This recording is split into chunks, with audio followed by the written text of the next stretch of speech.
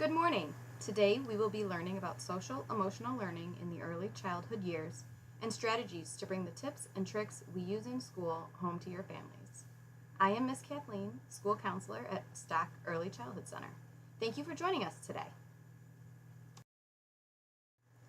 The agenda for today's webinar will include a definition of what exactly are social emotional skills and learning, and what do children do when they learn these skills, a brief introduction into emotional literacy, and a few useful tips and tricks we can share that you can implement at home. What is social emotional development? In the cartoons you see above, you see children both playing together as well as a boy playing alone. Those are both okay and show appropriate, healthy social development. When a child has appropriate social and emotional skills, research shows a sense of confidence and competence, the ability to develop relationships with peers and adults, the ability to make friendships, the ability to persist at tasks and follow directions, the ability to identify basic emotions, how to understand and communicate those emotions, and the ability to constructively manage strong emotions appropriately. We discussed this in depth in the previous slide, but the main skills we want young children to focus on in the early childhood years are first, identifying the basic feelings. Often children know this already when entering school, but many do not. So that's where we start. We teach happy, mad, sad, and scared. And once we've identified those, we teach the appropriate ways to manage one's feelings. Once a child can manage his or her feelings, that will lead to making friends and stronger relationships. We also teach children how to navigate through problems with others. For example, what can be done when a friend doesn't want to share a toy? Or what can we do if I want chocolate ice cream but my sister wants vanilla and my mom will only buy one at the store? We'll explore these problems further in depth later. Why do we teach social emotional skills at this age? As children get older, often schools place a stronger emphasis on academics in the later grades, and these social emotional skills are the foundation to that academic success. The impacts of social emotional learning on academics show improved math, language arts, and social studies skills, an increase in performance over time, higher achievement test scores or grades, better problem solving and planning, more use of higher level reasoning strategies, and improved nonverbal reasoning. Children with higher emotional intelligence are better able to pay attention, are more engaged in school, and have positive relationships and are more empathetic overall. Below are some abilities that children need as they enter elementary school. This is what we help teach in preschool through various means, but children learn it best through play. When children have trouble, we go in and explicitly teach these skills using various means and methods. Next, we'll talk about the various stages of learning and how that impacts their social skills. The 4 stages of learning are acquisition, fluency, maintenance, and generalization. The stages of learning can apply to things as simple as learning to use a spoon or as complex as driving a car. In the realm of social emotional learning, we can look at turn taking. First, a child needs to learn that taking turns is okay. This comes with development as they are being exposed to peers and learning that the world is not all about them. It's still normal for them to think this at 3 and 4. Next is fluency. A child allows a friend to take a turn without a teacher prompting them. Maintenance shows that the child can continue turn taking week after week. And finally, generalization shows that the child can apply the skill in different situations or with different people. The child can take turns while playing with a different friend or at the park instead of the preschool classroom. When do we teach our social emotional skills? We embed them throughout our daily routines or play, such as sign-in, tabletop, or structured activities, or they're taught during crisis moments or right before those moments occur, such as a conflict during play or during unexpected events that happen that surprise the child. Next, we will watch a video example of a child playing with an adult. Take note of some ways you hear or see the adult model social skills for the child.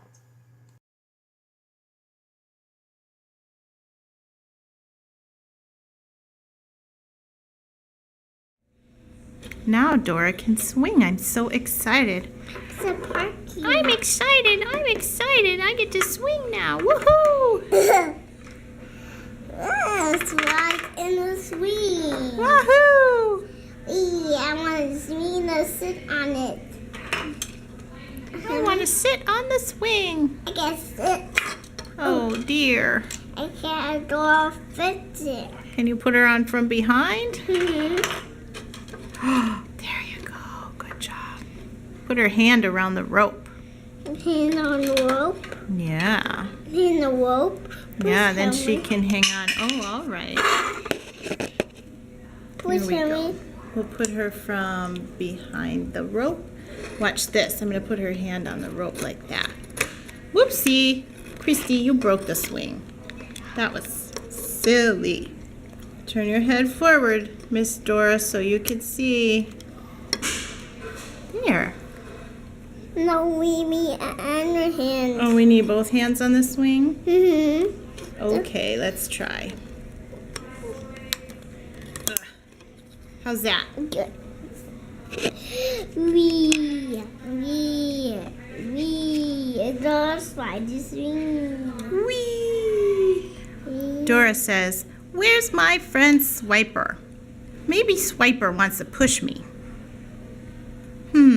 I don't see Swiper. Wow, Parker, you found Swiper. What? Dora says, "Will you push me, please, Swiper?" What? Oh dear, Swiper said no, Dora. Who are you going to ask next? Maybe Boots will push me.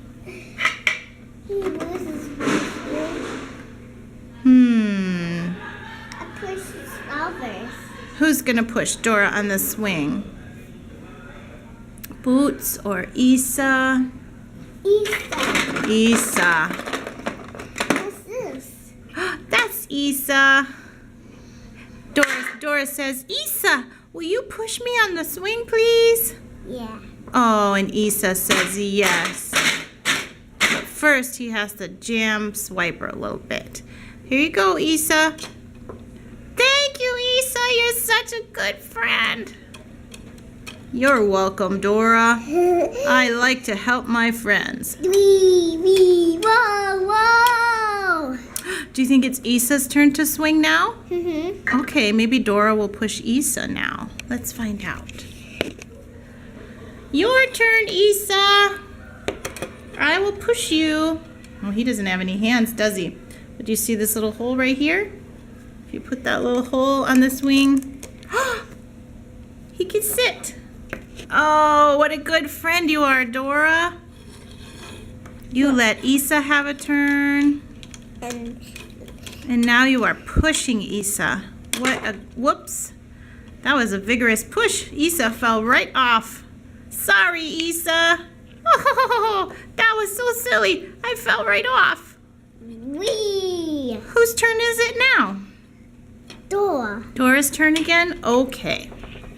How about How about Tico? yeah, Chica has her turn. What a good idea. Look. It had hands. Had this little hole on it. Little hole on the bottom so she can sit on the swing. Is Tico a girl or a boy? A boy. Okay, I can never remember. We'll say he's a boy. Wow, good work. Who will push Tico? How about look? How about Isa? Isa, will you push Tico? Yeah. It's Tico's turn on the swing. Whoa. So fun. Whee! Oh, friends have a slide. Do. Oh, the friends are going to take turns on the slide. Whee! Why fell off? Whoa! Whee! Whoa! Oh, I like it how everyone is taking turns. They all crashed a little bit, huh? At the bottom. So silly. Doors had turned. That's right. She did have a turn. What's she going to do next?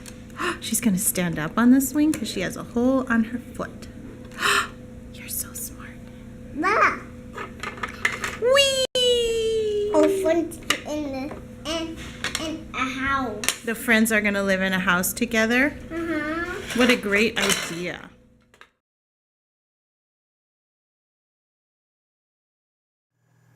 This video was a nice example of explicitly teaching skills via play. You can see that the therapist is doing many of the skills listed above. She provides positive examples, she's modeling good behavior and ignoring the bad, she has the toy apologize to the student. Next, we'll see a different type of video, where a teacher guides children through conflict. Take note on how much or how little she allows the children to work through this on their own.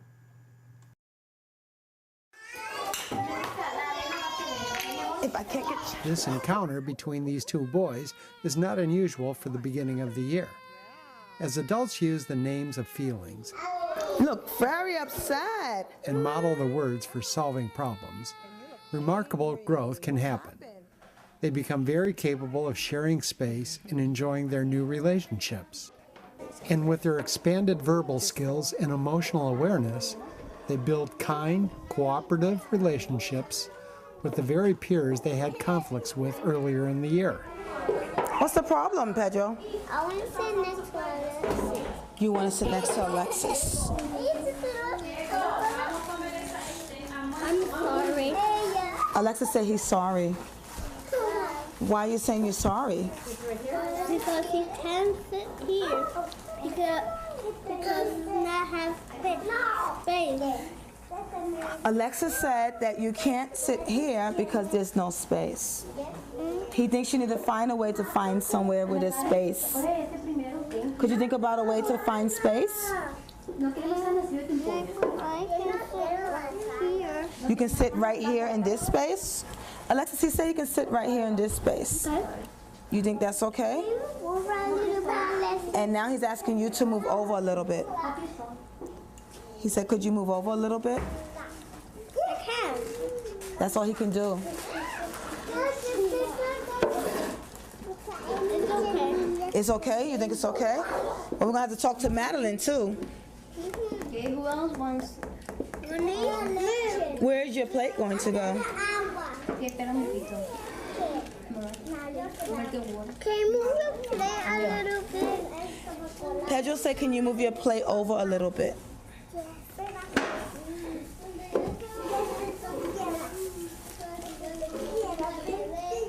Oh. Wow. You guys, and let's see if Maria can fit a plate there. You guys, a napkin is there? And a plate. You guys solved the problem. And an apple. And an apple. You solved the problem. Pedro and Alexis and Madeline. And we are brothers. And you solved the problem together. When children experience a variety of successful negotiations, as these two boys have, confusion and anger now become clear communication and the joy of friendship.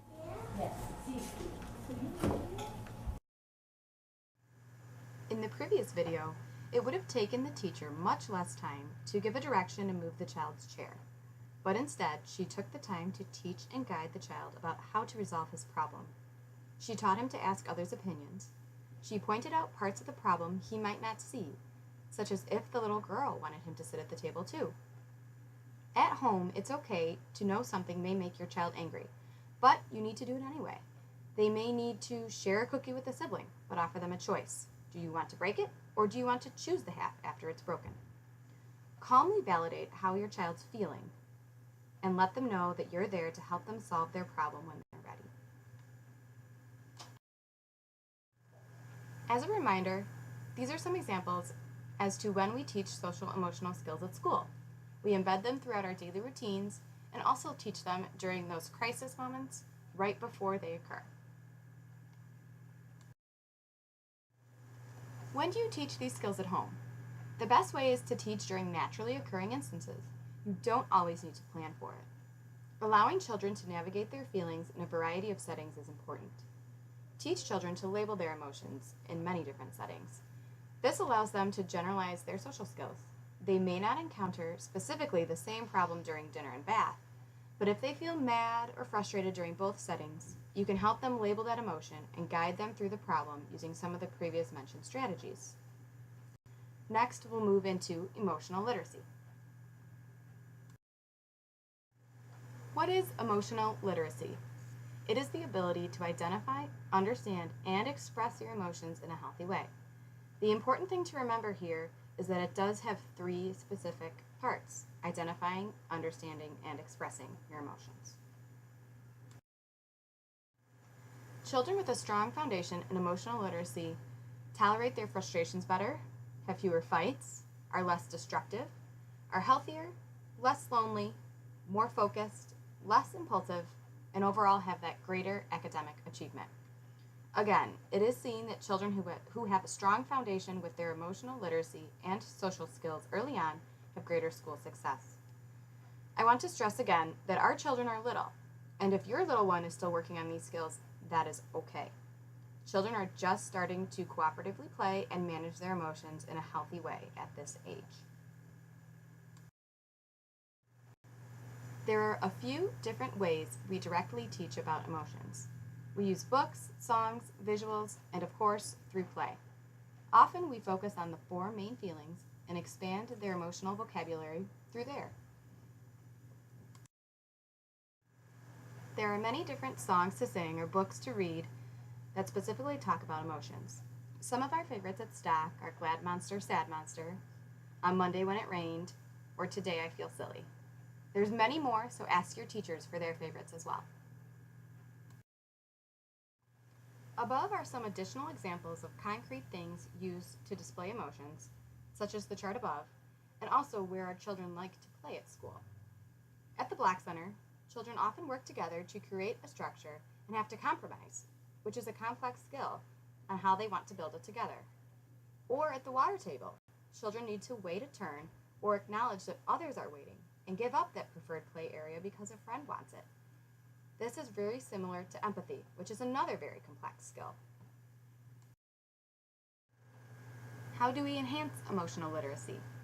Adults can play a major role in children's ability to identify, understand, and express emotions in a healthy way. One way to help children learn to label their emotions is to have healthy emotional expression modeled for them by the adults in their lives. I thought this needed its own slide because it is so critical to model to our children healthy emotions. We all have reactions, but children are like little sponges who pick up everything we say and do. Modeling appropriate responses is one of our main jobs as parents to indirectly help children grow in their social emotional development. Throughout the day, adults can attend to children's emotional moments and label their feelings for children. Adults can also enhance children's vocabularies by introducing games, songs, and stories featuring new feeling words. For example, the word frustrated. You seem frustrated that the black tower keeps falling down. This is kind of like feeling angry and sad at the same time. When you feel frustrated, you can ask a grown-up for help. In the last example, the child learns the meaning of the word frustrated. Here are some additional examples of some games and books you can play and read to your children to help enhance their emotional literacy. As we spoke about before, there are 3 steps to emotional literacy. The first step in emotional literacy is identifying emotions. Children can look in the mirror to identify their own emotions, and then look for facial and body clues to identify the emotions of others. Also point out the other person's tone of voice, and allow children to look at the situation. What just happened, and how would you feel if that happened to you? How do you think your friend is feeling?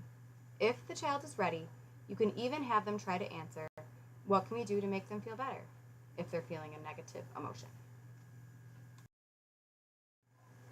Empathy is a higher level social emotional skill. Children need to identify their own feelings and feelings of others before they can begin to understand another's feeling in a certain situation. But that doesn't mean they're not ready to do it.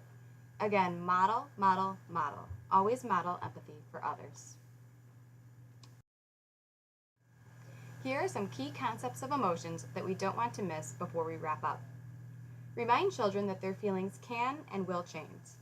It's also okay to have more than one feeling about something, and 2 people can feel differently about the same thing. Always validate feelings and let children know that how they feel is okay. It's our reaction to those feelings that's important. Finally, our key point is that it's important to intentionally teach. Use opportunities to help children label their emotions of themselves and others, find ways to be calm, control their anger and anticipate problems, and most importantly, have fun in the early childhood years. Thanks so much for watching. If you have any questions about stock, please reach out to us at 773-534-1215.